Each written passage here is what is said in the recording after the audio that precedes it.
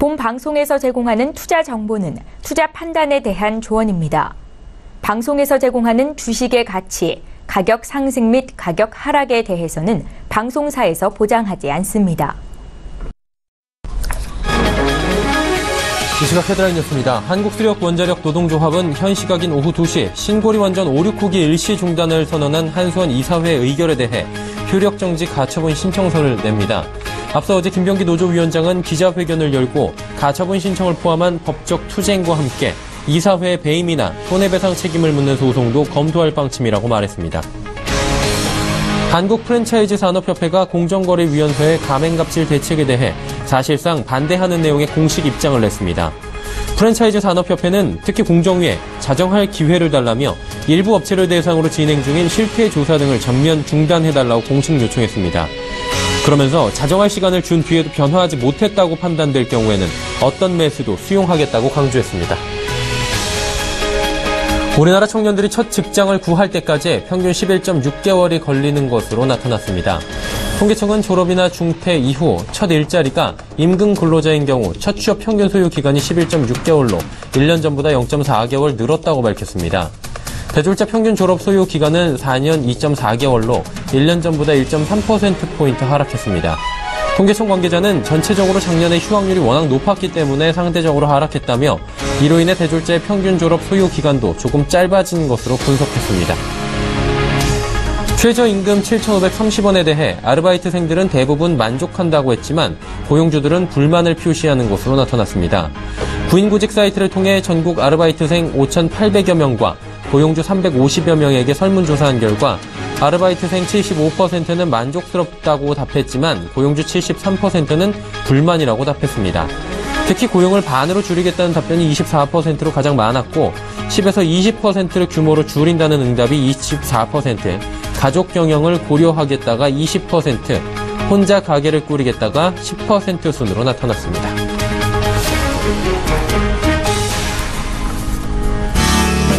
시청자 여러분 안녕하십니까. 오늘장 내일장 일부 서정덕입니다. 오늘 시장을 놓고 보면 코스피 시장은 잠시 또 쉬어가는 분위기고요. 코스닥 시장은 요즘 들어서 좋은 흐름들을 다시 이어가는 그런 모습입니다. 코스피와의 갭 메우기에 들어간 것으로 보는 코스닥 시장을 보는 긍정적인 견해들이 조금씩 늘어나고 있고요. 특히나 외국인 매수가 거래소에 비해서 코스닥 쪽으로 지금 집중이 되면서 코스닥 시장의 종목들이 잘 달리는데 좀 몇몇을 보니까 호실적이 기대가 된다라는 종목들, 특히나 IT, 소비재, 헬스케어 업종 등이 지금 상승하고 있는 업종들의 대다수입니다. 코스피는 중국발 이슈에 따라서 화학, 철강 등이 오르고요. 건설주나 증권주들도 현재 잘 달리고 있는 상황입니다. 대외 이슈들은 여전합니다. 중국발 이슈들, 시진핑의 한마디에 중국 시장도 들썩들썩하고 있는 상황이고요. 국민연금의 수급 상황이 조금 변화가 있는 것 같습니다. 중소형주들에서 지금 국민연금이 사들이는 모습들을 보여주고 있는데요. 아무래도 이제 중소형주로 매기가 쏠리는 것이 아니냐라는 이야기들이 조금씩 나오고 있는 상황입니다. 그러다 보니 달리는 말에 잠시 쉴 때 얼른 올라타야 될 것인가, 아니면은 말을 갈아타야 될 것인가, 아니면 말 타는 것을 잠시 지금 보류해야 될 것인가, 이 세 가지 관점에 대해서 팽팽하게 맞서고 있는 상황입니다.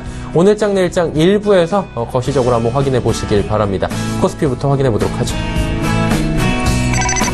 코스피 지수 0.18% 하락입니다. 4포인트 정도 지금 하락했고요. 2420선 위에서는 여전히 움직이고 있는 상황입니다. 일중 흐름들 살펴보도록 하죠. 일중 흐름 보시면 2427포인트 오늘의 고점이고요. 오늘의 저점은 2420포인트입니다. 많이 오르지도 많이 빠지지도 않은 상황이었습니다. 코스피 지수는 2420선은 어쨌든 간에 턱걸이를 하는 모습이 보이고요.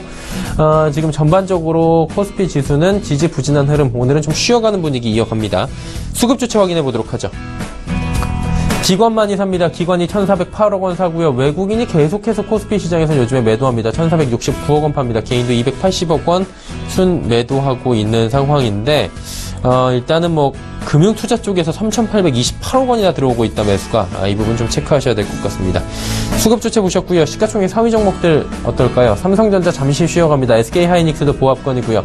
현대차도 500원 정도 하락합니다. 그런데 포스코가 중국발 이슈가 계속 남아있는 상황이죠. 지금 0.16% 강보합권에서 움직입니다. 다음 살펴보도록 하죠.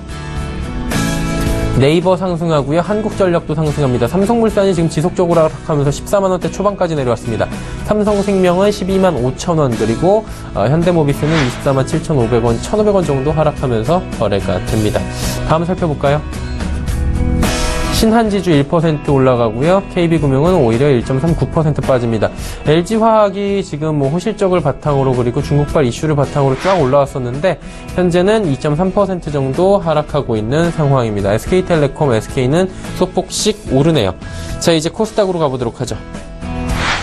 코스닥 시장이 무섭게 올라갑니다. 지금 669포인트까지 올라갔고요. 어느새 670포인트 부근까지 바짝 올라왔습니다. 650포인트 초반까지 밀렸다가 지지선 확인하고 지금 연일 상승 흐름 이어가는 건데요. 오늘의 일중 흐름은 어떨지 살펴보도록 하겠습니다. 전략 구강입니다. 전형적으로 강세장에서 나타나는 모습이고요. 코스닥 지수 이번 주 내내 이런 모습 보입니다. 667포인트부터 669포인트까지 올라오고 있고요. 수급 주체 한번 확인해 보도록 하겠습니다. 외국인이 코스닥 시장에 대해서 좀 긍정적으로 이번 주 내내 매수하고 있는데요. 332억 원 삽니다. 기관이 87억 원 소폭 팔고요. 개인도 174억 원 팔고 있는 상황입니다. 시가총액 상위 종목들 살펴보도록 하겠습니다. 셀트리온 2.53% 올라갑니다. 셀트리온이 좀 조정을 요 며칠 계속 받았었는데 오늘 다시금 시세가 올라오고요. 메디톡스는 60만원 부근에서 잠시 멈춥니다. CJENM 군함도에 대한 기대감으로 2거래일 연속 상승하고요. 로엔도 1.5% 정도 상승합니다. 엔터주들이 요즘에 다시금 코스닥 시장에서 올라오는 모습입니다. 그동안 워낙 많이 빠졌었죠. 코미팜 300원 정도 상승합니다. 다음 볼까요? SK머티리얼즈 800원 하락하면서 193만 3,200원, 추젤이 2% 다시 올라갑니다. 외국인 매수 집중되고 있고요. 바이로메드, 신라젠 1%대 각각 하락입니다. GS홈쇼핑 1.24% 상승하고요. 11위부터 15위 살펴보도록 하겠습니다. 나노스가 지금 연일 급등입니다. 상한가는 좀 풀리긴 했는데 연일 급등하면서 시총 꽤 많이 올라왔습니다. 지금 컴투스보다도 시총이 높고요. SFA가 4만원대 회복합니다. 원익 IPS도 35,000원대까지 지금 상승하고 있는 상황입니다. 제일홀딩스도 250원 상승하고요. 원달러 환율은 어떨까요? 오늘도 원달러 환율은 하락합니다. 원화가 지금 소폭 강세를 지금 보이고 있는 상황인데 오늘 같은 경우에는 보합권 수준에서 움직이고 있다라고 체크하시면 됩니다. 최근에 환율 변동성이 굉장히 큽니다. 국내양 증시 흐름 여기까지 살펴보도록 하겠습니다.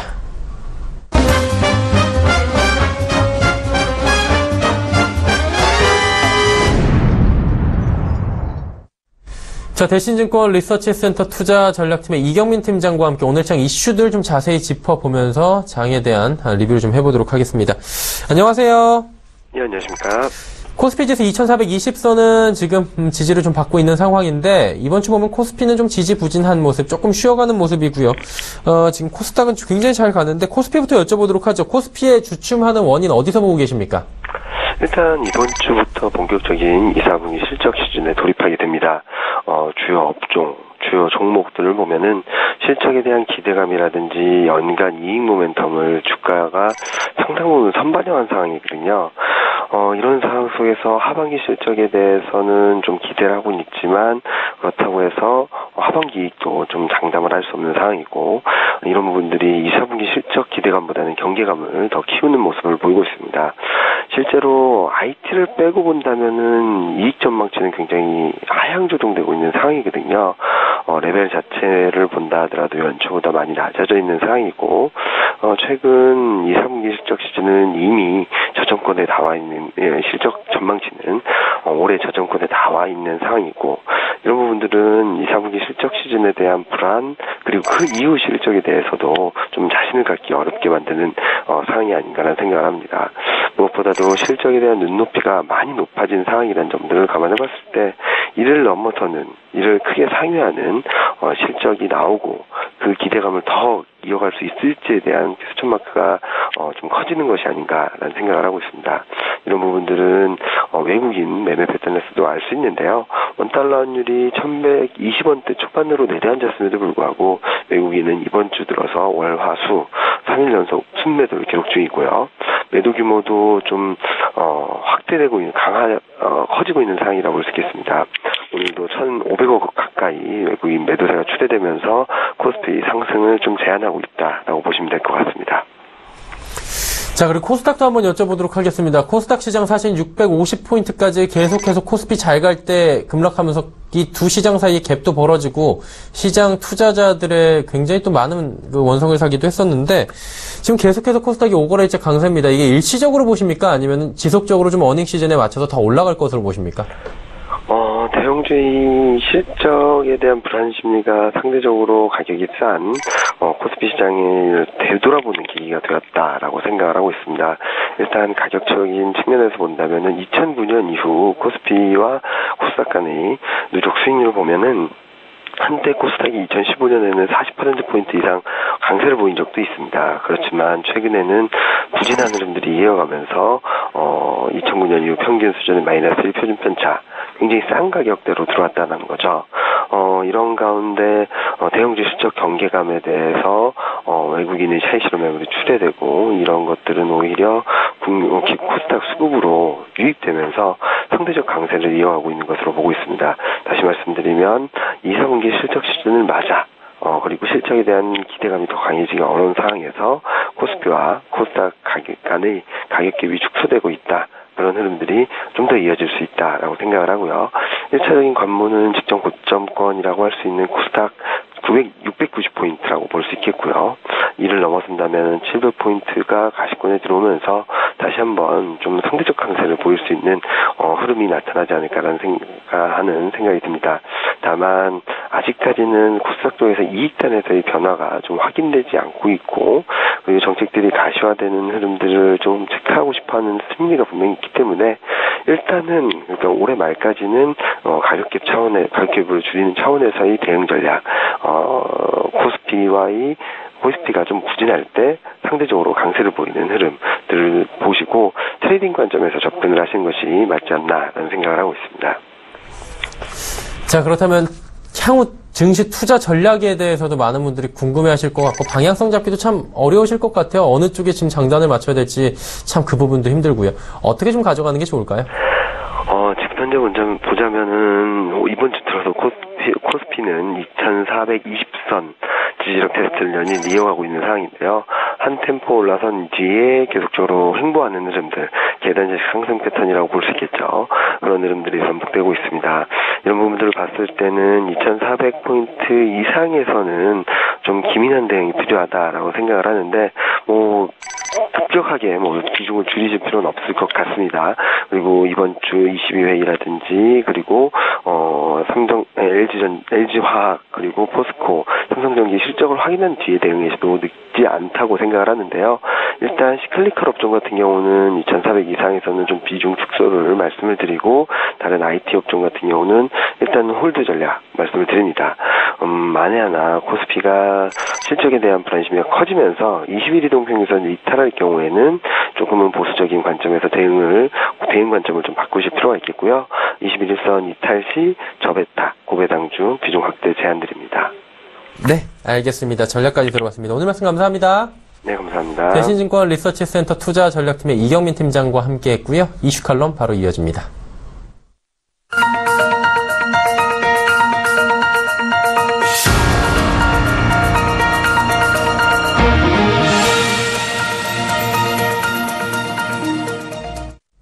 마켓 리더들과 함께하는 시간 이슈 칼럼 시간입니다. 오늘은 SPM 김형진 대표와 함께하도록 하겠습니다. 대표님 안녕하십니까? 예, 안녕하십니까? 예, 일주일 만에 또 뵙는 것 같은데요. 장세가 좀 변화가 있는 것 같아요. 큰 변화는 아닌 것 같은데 외국인 투자자의 매도가 조금 나오고 있는 것 같습니다. 특히 거래소 쪽에서 지금 외국인의 매도가 오늘도 나오고 있고 어제도 나왔고 이게 유동성 흐름에 변화가 생긴 건 아니냐라는 목소리까지 나오고 있는 상황인데 우려할 정도까지 가는 겁니까? 아니 이 부분 어떻게 보시는지 좀 궁금하네요.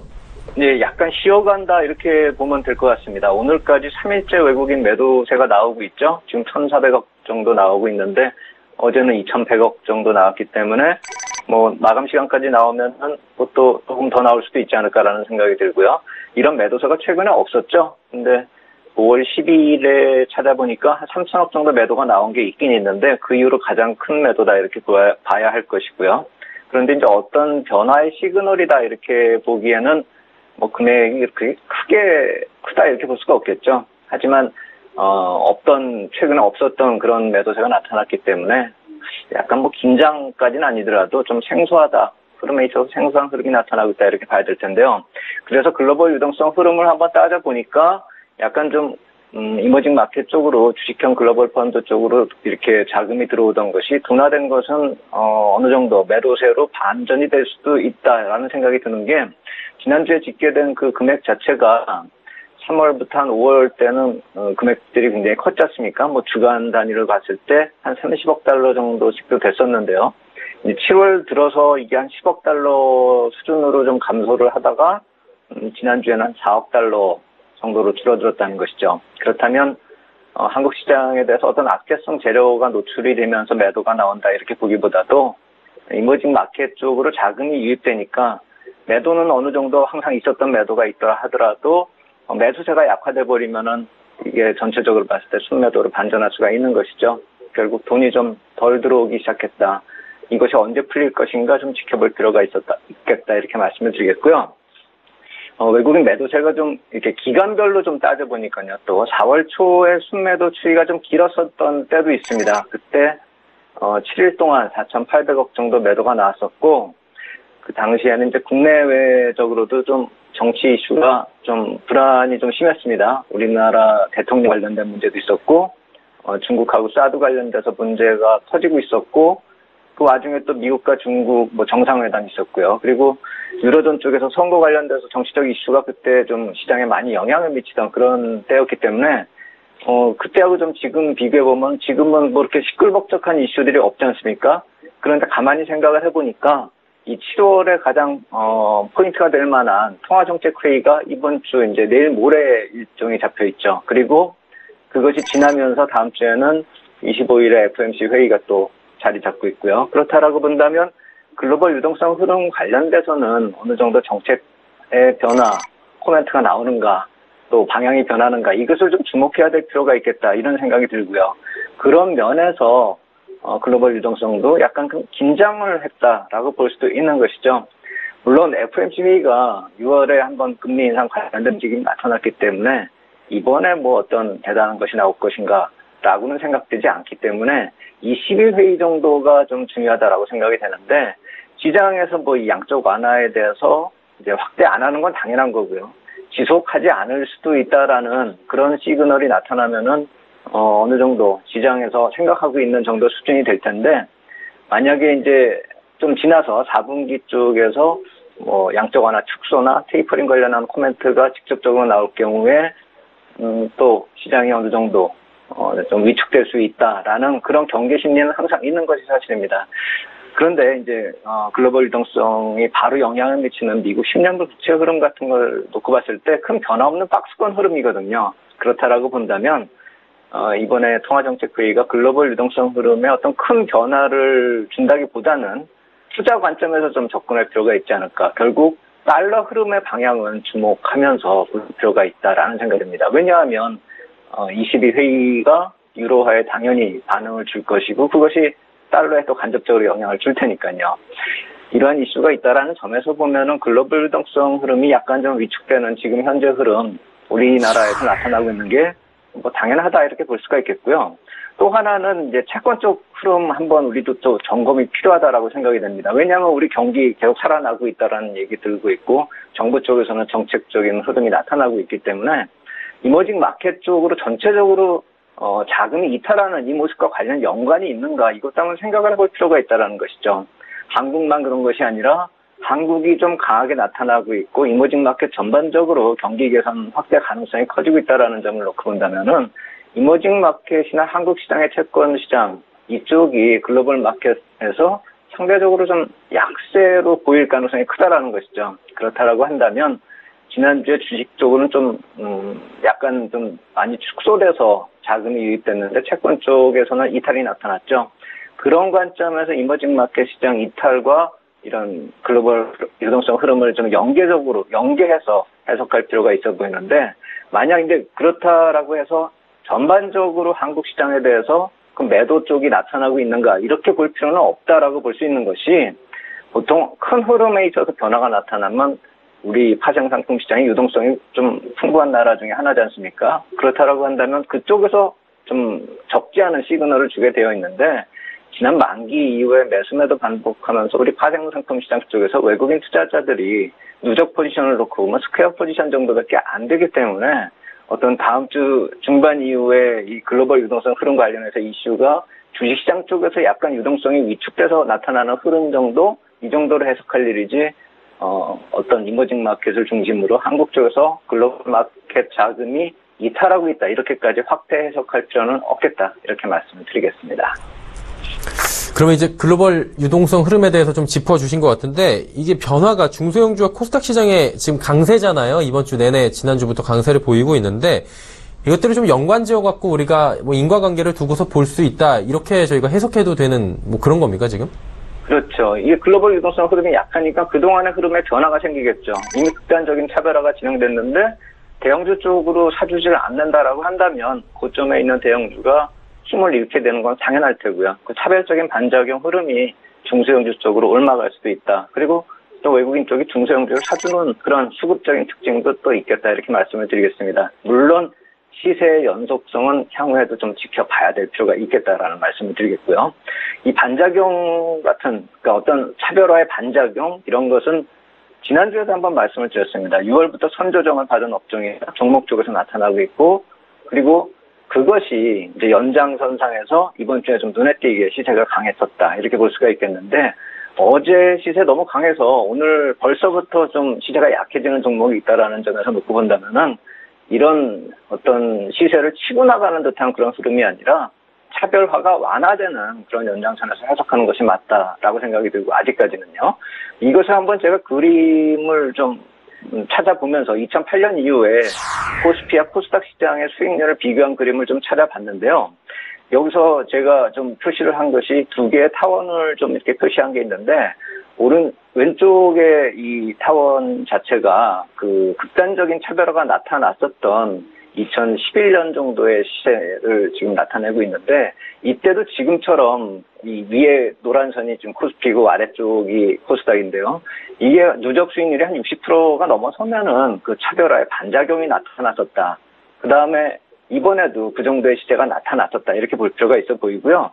그리고 오른쪽에 또 타원은 2015년인데 이게 중소형주 아래쪽 그 빨간 그래프가 상당히 빠르게 올라오지 않습니까? 이 중소형주 대시세를 표시한 건데, 과연 그렇다라고 한다면 이번 시세가 저런 시세를 따라갈 것인가, 이거를 생각을 해봐야지 중요하다는 것이죠. 반등이 나타나고 이격이 줄어들고 그러면서 시세가 분출이 됐다, 이것이 중요한 것이 아니라 향후를 좀 생각을 해보면서 대시세가 나타날 것인가, 이것을 생각을 해봐야 되는데, 아마도 그것에 대해서는 제가 작년 말에 이 그림을 보면서 말씀드린 게 있을 겁니다. 그 2012년 이후부터 2015년까지 중소형주 대시세의 업종별 흐름에 있어서는 미디어 엔터하고요, 바이오하고, 그리고 중국 관련해서 필수 소비재가 동시 상승하면서 만들어졌던 시세입니다. 그렇다면 이번에 과연 그러한 시세가 또 나올 것인가, 그것만 생각을 해보면 답이 금방 나올 것이다 라고 생각이 됩니다. 추후에 어떤 모멘텀이 나타나지 않는 한 저런 시세는 힘들 것이다, 이렇게 보는 것이 맞을 테고요. 이번 시세는 반작용 정도, 그 정도로 좀 생각해 볼 필요가 있어 보이고, 아까 초반에 말씀드렸듯이 지난주에 일부 투매 양상까지도 나타났었고, 6월 이후에 이제 선조정을 보인 그런 약세 업종이 바닥을 형성했었다는 점, 그러면서 나타났었던 그런 흐름이기 때문에 기술적으로 또 수급적인 배경이 있었다라는 점, 이 점도 역시 마찬가지로 놓치면 안 될 것입니다.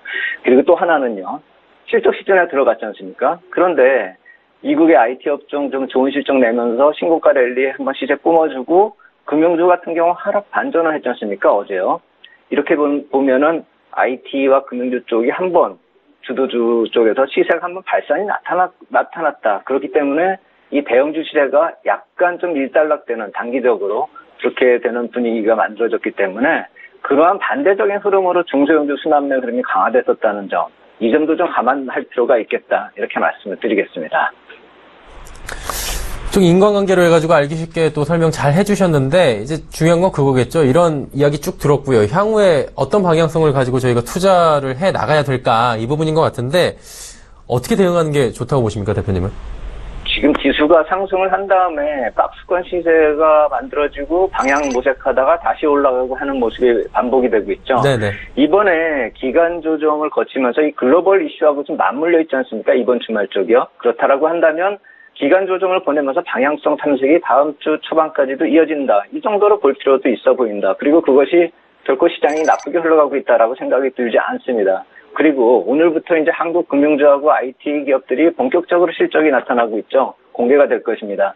그렇다라고 본다면 미국은 그러면서 조정에 진입하는 그런 모습을 보이기도 했는데 우리가 지금 오늘 같은 경우에 금융주가 동반 조정을 보이고 있죠. 하지만 한국의 금융주가 실적이 좋게 나온다라고 한다면 미국처럼 그런 조정을 보이는 것이 아니라 선조정을 보였기 때문에 차별화 가능성, 결국 내일 이후에 금융주가 다시 한번 일어날 수도 있지 않을까라는 생각이 듭니다. 그렇기 때문에 주도업종 IT와 금융과 더불어서 지금 막 시세를 내고 있는 낙폭과대 반등 순환매를 타고 있는 그런 중소형주요.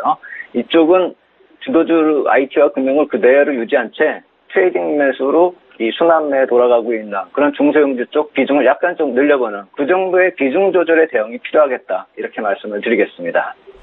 네, 알겠습니다. 오늘 말씀 잘 들었습니다. 감사합니다. 네, SPM 김형진 대표와 이야기 나눠봤습니다.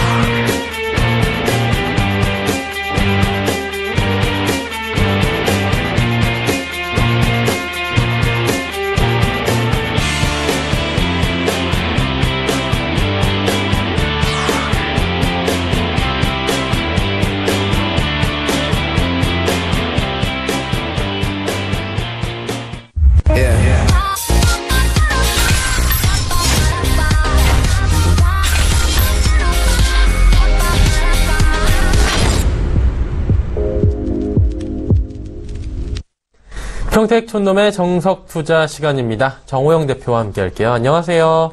네, 안녕하세요. 어제와 비슷한 시장 상황 또 오늘도 펼쳐지고 있는 것 같고 이번 주 내내 약간 분위기 비슷한 것 같은데 전반적인 흐름 한번 짚어주실까요? 네, 흐름에 중대한 변화가 발생했습니다. 제가 지난주 목요일이었습니다. 앞으로 하반기에 코스닥 광풍이 한번 불어닥칠 것이다 이렇게 전망을 했거든요. 그리고 나서 월요일 방송이었었죠. 만약에 화요일에 코스닥이 21선 돌파하면은 그렇게 되면 급등할 가능성이 있다 이렇게 얘기를 했어요. 그리고 어제 같은 경우에 코스피가 극적으로 플러스 전환돼서 마감했지만 사실상 하락 흐름이었거든요. 근데 코스닥은 강했습니다. 근데 오늘도 똑같아요. 오늘도 코스피 같은 경우에는 현재 보합권입니다. 그래서 강보합이었다가 약보합이었다가 왔다 갔다 하는데요. 그나마 오후 1시 이후에 반등의 조수 이 정도입니다. 반면에 코스닥은 급등하고 있죠. 그래서 제가 그동안 말씀드렸던 이 흐름이 드디어 나타난다 이렇게 볼 수가 있습니다. 그래서 저는 정확하게 지난주 목요일에 그걸 언급했고요. 월요일 같은 경우에는 역디커플링이 나올 수도 있다 이렇게 얘기했습니다. 그러니까 그동안의 디커플링은 잘 아시는 것처럼 코스피와 코스닥이 너무나도 차별화된 거잖아요. 역디커플링은 뭐냐? 결국은 코스닥이 강세가 나타난다는 그런 얘기입니다. 그래서 제가 이제 했던 얘기가 뭐냐면 그거예요. 올해 하반기에 코스닥에서 광풍이 한번 몰아닥칠 것이다. 다만 그게 빨리 나오면은 내년에도 한번 나오고 늦게 나오면 올해 한번 끝이다. 이렇게 얘기를 했습니다.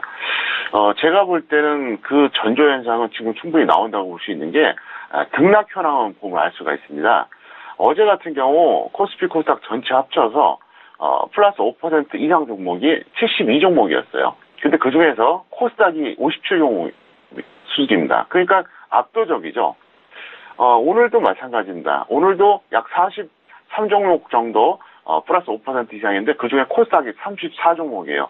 이러면 이거는 누가 보더라도 코스닥 종목이 우세라고 봐야 되거든요. 그래서 제가 생각할 때는 이 흐름이 계속 이어진다 그러면 코스닥이 좋을 것 같고요. 그동안 고생하셨던 분들 입장에서는 조금 더 좋은 시장이 열리지 않을까 이렇게 저는 보고 있습니다. 지금 우리나라 시장은 어떻게 보면은 그동안 참 실속이 없었죠. 전기전자하고 은행주들 갖고 있는 개인도 물론 있습니다. 하지만 다수의 개인들은 코스닥 종목, 중소형주 갖고 있잖아요. 그래서 별로 실속이 없었는데 앞으로는 실속이 있을 것 같습니다. 그리고 제가 분명히 그 흐름을 나오기 전에 짚어드렸습니다. 저는 주식 전문가의 가장 큰 역할이 뭐냐면 예측이라고 생각합니다. 이미 벌어진 상황 해설하는 건 누구나 다 할 수 있어요. 그럼 방송 볼 필요도 없고요. 방송할 필요도 없다고 생각합니다. 그래서 저는 지금까지 주식 전문가 오래 하면서 뭐 맞든 틀리든 예측을 했거든요. 그래서 저는 원래 예상이 올해 상반기 지수가 빠진다고 봤어요. 근데 이게 변수가 발생했습니다. 그 변수가 삼성전자 때문이거든요. 근데 제가 생각하는 것도 있고 아는 것도 많지만 방송에서 언급하기는 적절하지 못하고요. 어쨌든 이후 열을 막론하고 지수는 갔어요. 갔는데 실제로 개인들이 재미를 못 봤다 이겁니다. 하지만 이제부터는 재미를 볼 수 있으니까 여러분들이 좀 더 편안하고 조금 더 과감하게 코스닥 쪽에 베팅해도 될 것 같습니다. 자, 그렇다면 업종이나 테마 오늘 관심 가져볼 만한 뭐 특징적인 것들이 있을 텐데 어떤 쪽입니까? 네, 이 순간만 본다 그러면 코스피 음식료, 그리고 테마는 반도체 소재, 이쪽을 보시면 될 것 같고요. 음식료가 올라가는 것은 제가 볼 때는 순환매 차원인데, 중장기로 보실 분들은 종이목재 쪽 한번 보시면 좋을 것 같고요. 그 다음에 테마는 역시 반도체 관련주들, 이게 가장 확률이 높으니까 그쪽에 베팅하시면 될 것 같습니다. 종목 이야기 해볼까요? 어떤 종목들 좀 보면 좋겠습니까? 네, 먼저 우량 좀 말씀드릴게요. 첫 번째 페노션입니다. 이 종목은 보이자 중개홀딩 하세요. 지금 던질 이유가 없습니다. 그리고 미보이자는 21선 이하에서 접근하시면 될 것 같고요. 두 번째 ING 생명입니다. 사실 이 종목은 제가 실전에서 31,000원에 추천했던 종목이었어요. 이 종목 같은 경우는 보유자는 매도 후에 재매수 하시고요. 미보유자는 21선 이하에서 접근하자. 왜 그러냐면 지금 보험주 같은 경우는 어차피 시간이 문제일 뿐 한 번은 더 가주거든요. 그 다음에 개별주 말씀드릴게요. 캔트로닉스입니다. 이 종목 상당히 좋은 종목이에요. 그래서 보유자는 계속 홀딩 하시기 바라겠고요. 미보유자는 5일선 이하에서 접근해달라. 이렇게 설명드리겠습니다. 그리고 푸른 기술이 있습니다. 푸른 기술 같은 경우는 이제 최저임금 상승 수혜주라고 볼 수 있겠는데요. 어쨌든 이 종목은 뭐 저평가되어 있고요. 보유자는 홀딩 하시면 될 것 같고, 미보유자는 5일선 이하 접근하자. 이렇게 설명을 드리겠고요. 제가 또 한 가지 당부에 말씀드린다 그러면, 그동안, 중소형주, 코스닥에서 고생했던 분들이 이제 와서 코스피 대형주로 갈아타는 거는 결과를 떠나서 상당히 비합리적입니다. 그래서 만약에 코스피에 뭐 전기전자, 금융 갖고 있다. 그럼 그냥 홀딩을 계속 하던가 던졌다 다시 잡던가 그거 편하게 하시고요. 지금은 교체할 필요가 없으니까 여러분들이 가던 대로 그대로 가면 되겠고요. 서울경제TV 홈페이지 들어오셔서 평택전로 적정주가 보시면서 적정주가 확인해서 저평가된 종목 그리고 차트상으로 봤을 때 바닥 또는 1차 상승 이후에 늘림목 종목 이것만 여러분들이 갖고 계시면 저는 수익 난다고 확신합니다. 저는 상당히 보수적이에요. 웬만해서는 매수하는 얘기 잘 안 합니다. 원래 주식 오래 하면 약간 좀 보수적으로 변하거든요. 그런 제가 이렇게 표현하고 광풍이라는 얘기까지 했어요. 이러면은 분명히 똑같이 되거나 최소한 비슷한 수준까지는 될 겁니다. 그래서 여러분들 걱정하지 마시고 공격적인 배팅 하셔도 충분할 것 같습니다. 네. 그렇다면 투자 전략 마지막으로 좀 여쭤보도록 하겠습니다. 1시간 정도 앞두고 있는데요. 어떤 방향성으로 투자할까요? 네, 이렇게 하세요. 일단 코스피보다는 코스닥 그리고 대형주보다는 중소형주 이쪽에 배팅하시는 게 현명하고요. 그 다음에 종목을 고르는 방법은 차트는 솔직히 웬만큼 다 볼 줄 알거든요. 아니까 이렇게 하세요. 지금 5일선 위에 있는 종목들은 하지 마세요. 그러니까 정배열이면서 5일선 위에 있는 거 굳이 그거 할 필요 없고요. 그런 종목들은 최소한 21선에서 늘림목 매수하시고요. 그게 아니면 나는 그런 거 볼 시간도 없고 너무 정신없다. 그럴 경우에는 그냥 어떻게 하느냐. 52주 최저가 대비 아직까지 30% 이상 반등 안 한 종목 중에서 적정주가를 찾아보시면서 적정주가가 예를 들어서 한 반토막 이상 된 거. 예를 들어서 적정주가 2만 원인데 현재 주가가 10,000원 이하짜리. 지금 코스닥에 널려 있어요. 그러니까 제가 마음 박히기 전에 평택전로 적정주가 검색을 해보세요. 지금 공짜입니다. 무료예요, 지금요. 이거 그냥 제가 무료로 막 배포하는 거니까 최대한 해보시고 여기서 찾아보시면 될 것 같고요. 저는 확실합니다. 지금 서울경제TV 시청자들이 적정주가 확인하고 차트 확인해서 속된 말로 한 3개월에서 6개월 정도 묻어두면 수익 날 건데 차트는 누구나 볼 수 있어요. 하지만 적정주가는 여기서밖에 못 봅니다. 그러니까 서울경제TV 시청자분들이 최대한 활용하시기 바라겠고요. 제가 늘 말씀드리잖아요. 어차피 개인들은요, 주식시장에서 플랑크톤이에요. 승자가 될 수가 없어요. 저는 대한민국 개인 투자자 다 구원해 줄 수도 없고요. 서울경제TV 시청자들만 돈 벌면 저는 됩니다. 그러니까 최대한 활용하시고 2개월, 3개월 뒤에 정말 저는 고맙다 소리 듣고 싶거든요. 그러니까 공격적으로 매수하시기를 꼭 부탁드리겠습니다. 오늘 말씀 잘 들었습니다. 네, 감사합니다. 네, 정호영 대표와 이야기 나눠봤고요. 오늘장 내일장 1부 쭉 함께 하셨습니다. 잠시 뒤 2부 예고해드리도록 하겠습니다. 종목 이야기 이제 준비가 되어 있습니다. 세세하게 한 종목 한 종목 짚어보는 시간 라이브 매매 타임이고요. 100원의 정보 이용료 추가되는 샵 0082번을 통해서 여러분의 종목 상담도 가능합니다. 오늘 함께 하시는 분들 소개해드립니다. 헌터스 경제연구소 김진석 소장, AR 인베스트먼트의 오현진 팀장과 함께 하도록 하겠습니다. 저희는 잠시 뒤 2부에서 뵙겠습니다. 고맙습니다.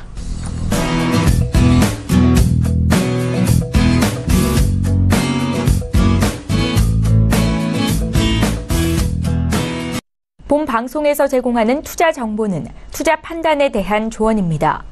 방송에서 제공하는 주식의 가치, 가격 상승 및 가격 하락에 대해서는 방송사에서 보장하지 않습니다.